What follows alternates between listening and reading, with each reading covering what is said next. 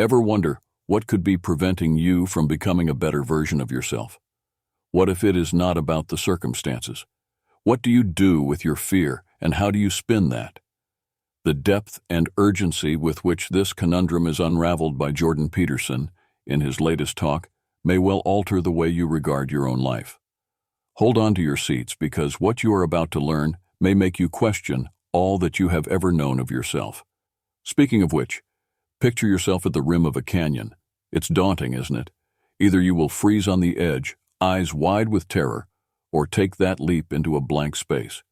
According to Peterson, this divide is symbolic of all the fears and problems that we keep avoiding in our lives.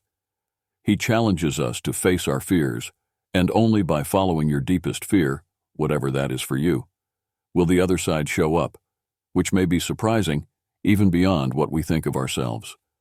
Peterson begins by disputing a widespread assumption that turning away our fears really protects us.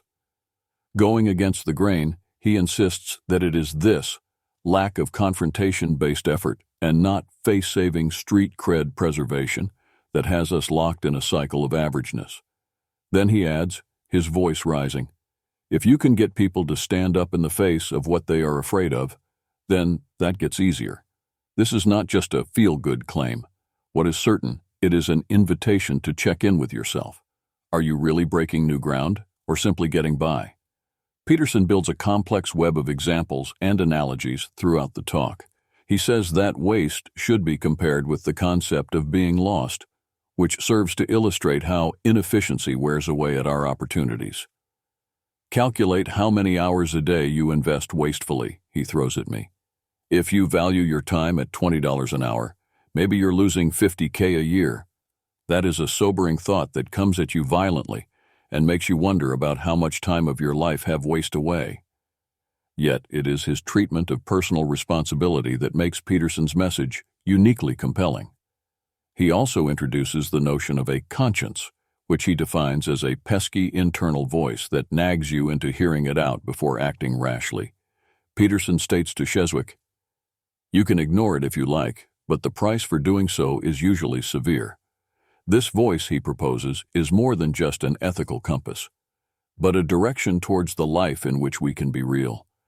Complicating the narrative further is Peterson's rhetorical style, which seems expressly designed to foster an air of suspense and mystery. It is not merely that he gives his ideas, rather, you are made to challenge it. What if you stopped missing opportunities, he asks.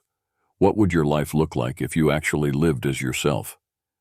These are not just rhetorical questions, they were designed to make the readers think on multiple levels and act similarly. The tone of the discussion ebbs and flows, with Peterson vacillating between a sense of urgent motivation and penetrating introspection as it progresses. His argument is constructed methodically, building insight after insightful examples into a really cohesive story. But you will realize that your breaths and blinking are not so frivolous after all, as the film reveals its lasting message. Every action has an equal reaction. They spread out, affecting your life in ways you, and many times the people around you, never may even realize. So in the end, Peterson's talk is not just a pep talk. It's a deep dive into growing up and owning it. By calling you to question the depth of your fears, explore aspects of yourself, and experience firsthand how far-reaching are implications. But if you can confront the harsh reality of life, doing so might just put you on a path to becoming something that up until now has been unimaginable.